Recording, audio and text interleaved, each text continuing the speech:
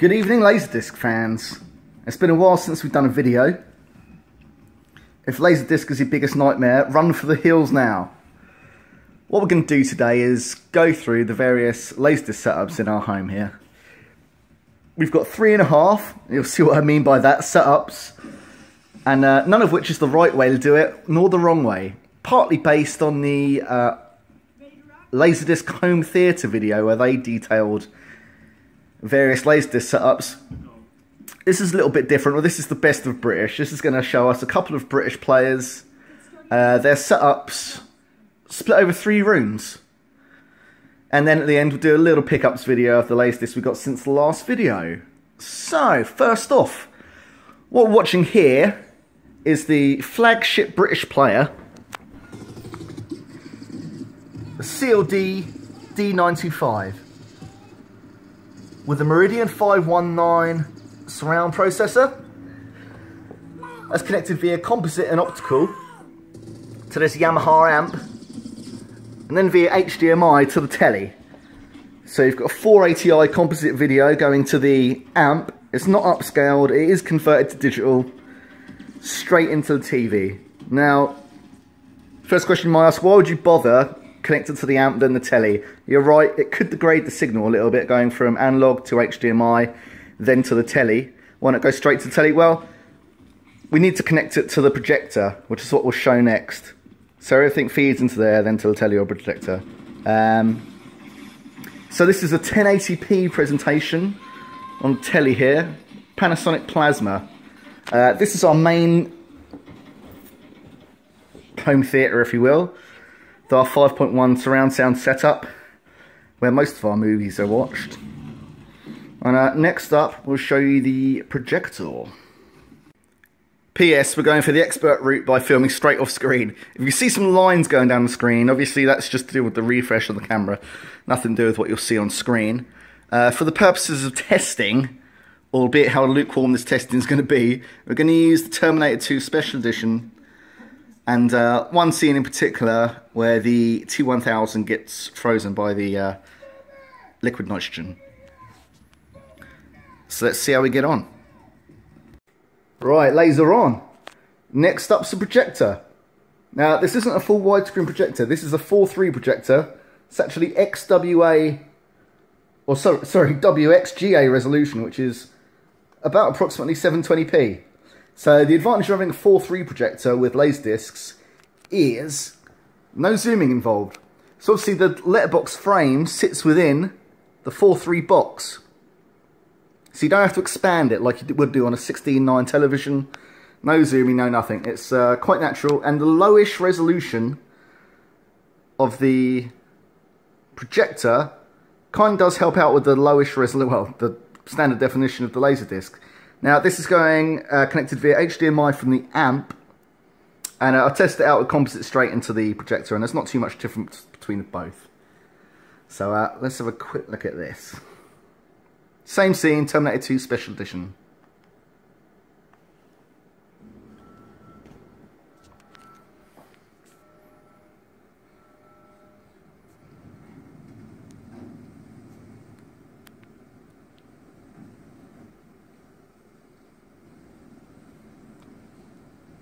Although the resolution on this projector is pretty low, it still looks very decent with Blu-rays or HD content from Netflix and whatnot. We actually got this one for free. They're not expensive, projectors like this, especially as we move into the echelons of 4K and HDR. They're going to become less and less popular, so if you can get one, just go and get it. Once you've got the big screen experience, even from DVDs, you don't want to go back to tellies. Trust me, it's the way to go. Check this out.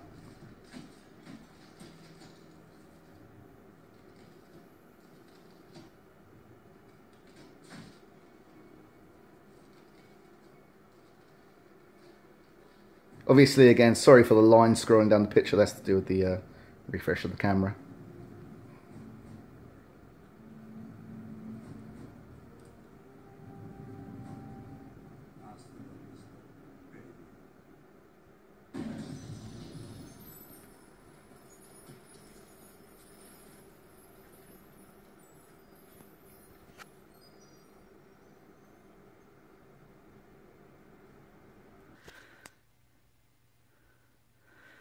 Hey, next up on the laser tour of death, we've got the... Hold on, let me get some light in here, hold on. Apologies for the dust. This one we got here is the CLD 2950.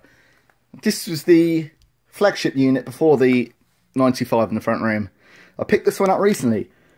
I had to do a lot of work for it. It came in a stack of 90s Pioneer gear. Hi-fi stuff that I've had to sell on, but I ended up getting the player for free. And made a little bit of dough off the rest of the stuff, so that was a good result. Feature-wise, pretty similar to the 925. It plays NTSC and PAL discs. It's a flipper as well, so it flips the disc. The only thing that's missing is AC3 Dolby Digital audio out. It's quite common to see these ones modified, but this one is not.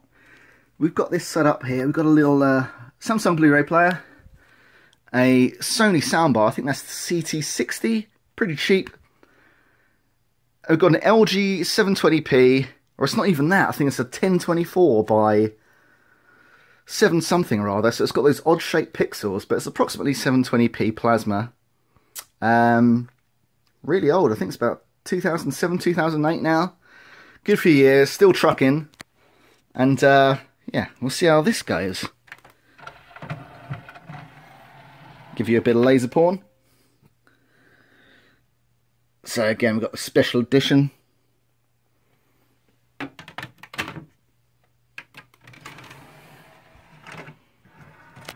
turn this away from the screen. Get rid of that glare.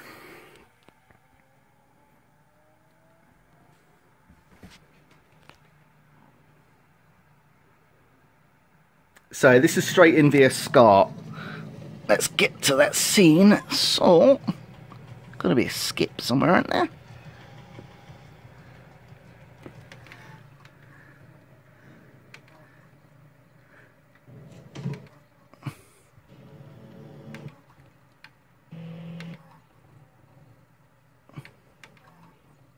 Yeah.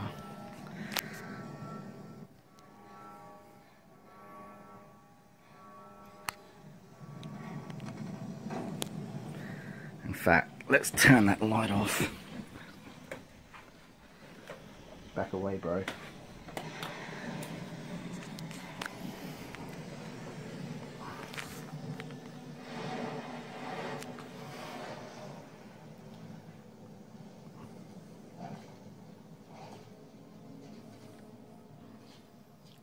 Sound here we've actually got coming through the TV. One thing about these older plasmas that TV manufacturers seem to forget these days is sound. This plasma's got fuck off giant speakers on the side. You know, better than some pathetic MP3 docks you get. They're pretty gnarly. We do have the soundbar, but I've temporarily lost the remote for that. But yeah, sound quality is pretty decent. You push it up too high, it does start to rattle a bit. But sound quality is decent. I don't know why TV producers ever thought it was a good idea. I mean, fantastic, your TV is 1mm thick. But, you know, if it sounds like a hamster whining, then you're really wasting your time. You're going to have to go out and spend more gear on making it sound better.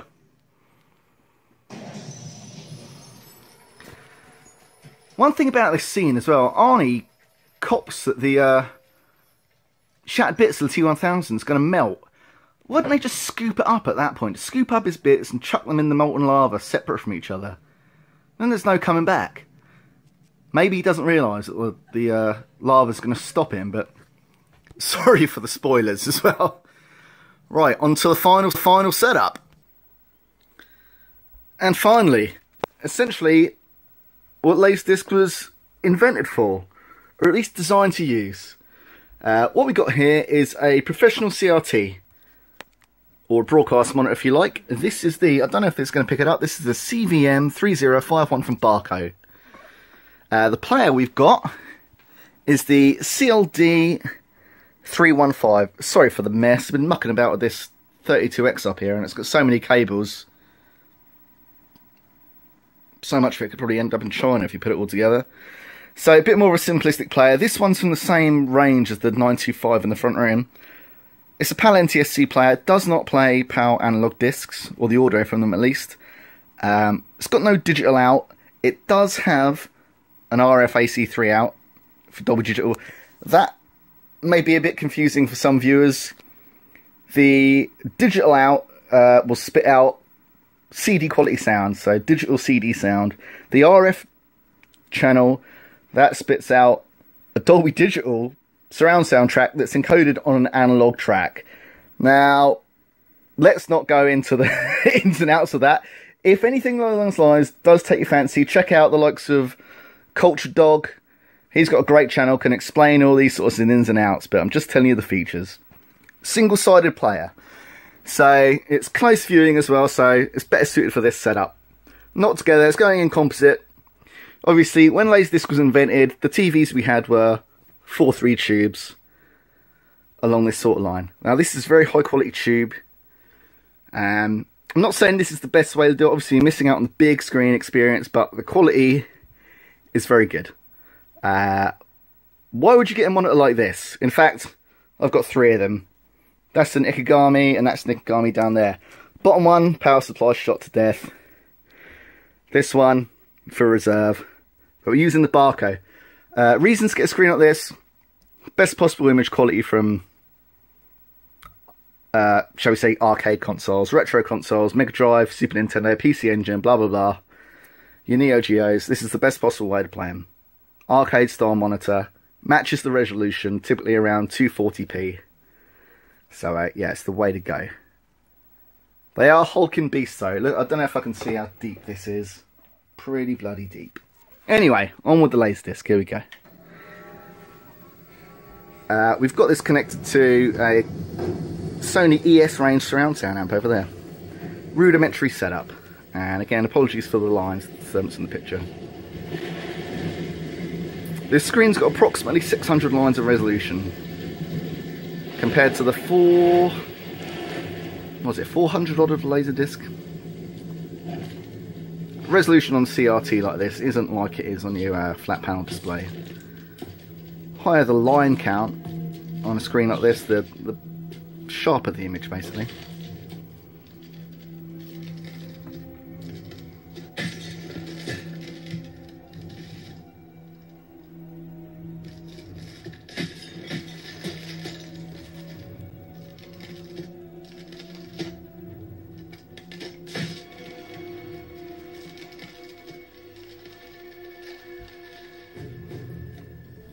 Hopefully not going to get done for copyright on YouTube for these images. This is just for demonstration purposes, obviously.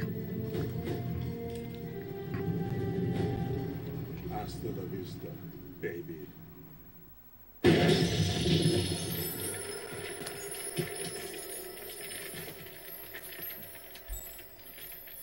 Rad. So if you're going to ask, why would you have 3 Laserdisc setups in your home? Don't ask. What's the point? Don't be ignorant.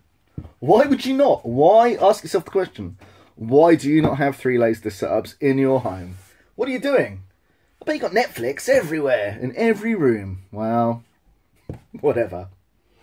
Why do people like movies of Adam Sandler? At least his modern day work. Maybe I'm ignorant to them. Who knows? Anyway, I hope you enjoyed that little tour. Hope it wasn't too excruciatingly boring. Now, what we've got is some pickups. We've got some amazing things here. Relatively. Depends how you look at things. Sorry for the low light as well. We need new light. We need a new camera. Keep using this phone. It keeps rattling as well. Something's up. Anyway. So. Got some precious discs here. One of my best friends, Ben, lives in Australia. He found these discs out in the wild in Australia, amongst records and whatnot. He picked them up for me, kept them, and brought them all the way across the world when he comes to visit. What a gem. And there's some crackers as well. Let's start with a little bit of Lucasfilm. There's a lot of Lucasfilm here. Raiders of the Lost Ark. The first Indiana Jones movie. A little bit of gatefold on there. Check that out. So, we know what this is about. Indy Jones battling with the Nazis for the Lost Ark. What a super movie. First off. Second up. prequel to Raiders of the Lost Ark, Indiana Jones and Temple of Doom. Slightly cheesier, perhaps a bit more memorable though. Nice gatefold presentation, this time across 2 discs. Super duper PCM soundtracks. I think these are from about the turn of the 90s, maybe 91 perhaps. I'm not sure when The Last Crusade, which is the 3rd disc, came out. But it can't be too much after this was released. Again, nice gatefold presentation. Junior! Excellent. So the whole trilogy in one go on. NTSC Laserdisc. What a treat. Now this one's really cool. It's one I've looked at many times in the past, thought about picking up, but then again I thought, I've got the, I think I've got it here on DVD.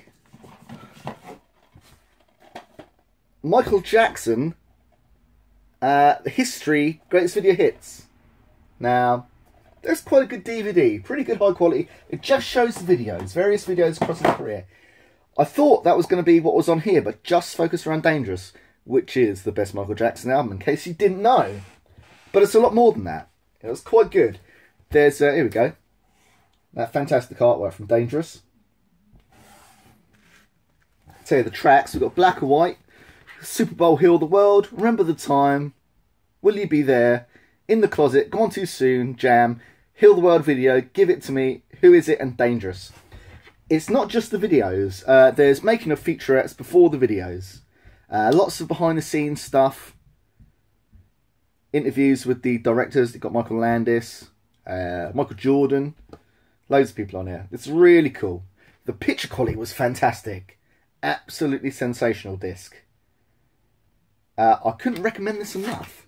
If you like music discs, crack that in. It's brilliant. Especially if you like Michael Jackson, obviously. If you don't, what are you doing? Now the last one. Oh dear. This is a razor. Yeah, it's loose. This was picked up in the wild. If you look on the Laserdisc database, it's got a big skull next to it. One of the most well-known rotters on Laserdisc. I had high hopes that it wouldn't be, but lo and behold, it's rotted to death. Absolute death. If you don't know what laser rot is, it's essentially something along the lines of where the glues, because Laserdisc is made of 2 platters, they're glued together, and the glue inside oxidizes, starts to disintegrate essentially, and affects the disc. So the picture looks like it's full of pit holes, like snow. It's doing this all over the picture. It's completely unwatchable. I was actually quite excited. I've got a couple of discs that have a slight bit of rot, some speckling on old discs. This one is ruined. So that was actually quite exciting. First one I ever had. So that was quite cool. Quite cool. Right then. What else we got? Save the best till last. This, some of you may find extremely boring. I mean, I hear people get annoyed about this. When you go to the cinema, especially these days, before you start the movie, you get the old 4K or 8K graphical intro thing, and then you got the Dolby Atmos with the speaker cone with all the marbles on it. Go. That's essentially what this is. If that's the right way around. This is the Dolby Digital experience. So, Dolby Digital was the first, as far as I'm aware, discrete surround sound codec on home movie discs. And maybe even the cinema, I'm not sure. So, after surround sound, which was matrixed out of 2 channels, kind of opened up from 2 channels, this gave you 5 discrete channels. A left, right, a centre for dialogue, 2 rear, sides, and a subwoofer. This basically has various movie trailers or footage from various things with surround sound on them. It's a demonstration disc. It also has, like when you go to the cinema, those intros telling you what the sound is, what the video is. It's got the intros. So on Laserdisc, Well, you would have seen one right at the beginning of this video with the helicopter going down to the cinema. Lets you know the soundtrack, pumping it out. This has got all of the previews. Don't know if you've seen here. There's various previews of surround sound types. Whatever. Really interesting for me. Not so much for you, probably. Okay. Oh, now this is a goodie. Back when I got into Laserdisc, first off around 2005 maybe, I started picking up some discs. I think around 2006 I got my first player. This was on my agenda all the time. So famously, Kate Bush did one tour. And then until she did the ones a year or two ago. Live at the Hammersmith Odeon, Kate Bush. So this initially came out right at the dawn of Laserdiscs. It was an early release. Then this was remastered with digital sound. You'll see at the top here the digital selection. So they gave it the remaster treatment. This covers, I think, the first two albums by Kate Bush. Some popular songs: Moving, Them Hemi People, Hammer Horror, Don't Push Your Foot on the Heartbreak, which has become one of my favourites in recent times, Oh England, My Lionheart, Wow, Wuthering Heights, and a couple of others. Super cool. Kate, high energy, really young here. I don't know if she's even 20 yet, but super fantastic. Cool outfit. Check that out. That is awesome. Okay. Let's see, we've got something on the Criterion label. I'm not the most massive Quentin Tarantino fan. I do like his movies. I don't go mental. I realised I didn't have Pulp Fiction or anything. So, what better way to go than the Criterion edition of Pulp Fiction? So, I think this is in full format. By that I mean the type of discs it's on. CAV, full feature format. So that means you've got freeze frame, jog shuttle, step-by-step frame if you want it. Got this insert. Pretty cool. And many making of featurettes. To be honest, I was not too pleased with the image quality on this release. Don't know if that's a keeper. It's okay. Here we go. The piece de resistance. What is it? It's obviously big.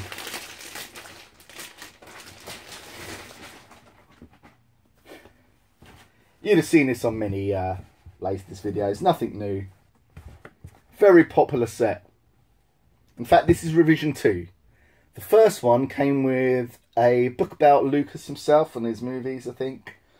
This one comes with something else.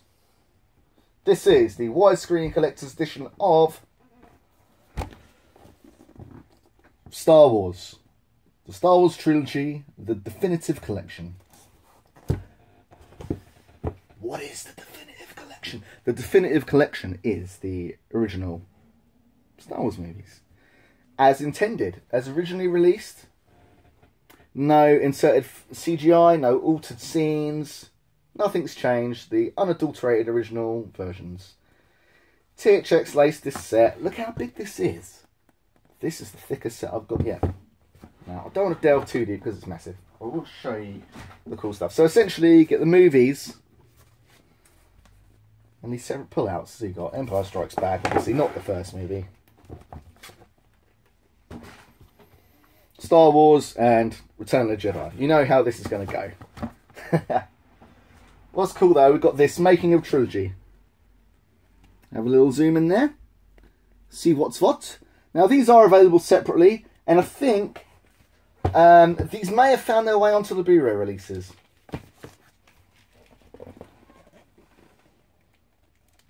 They did.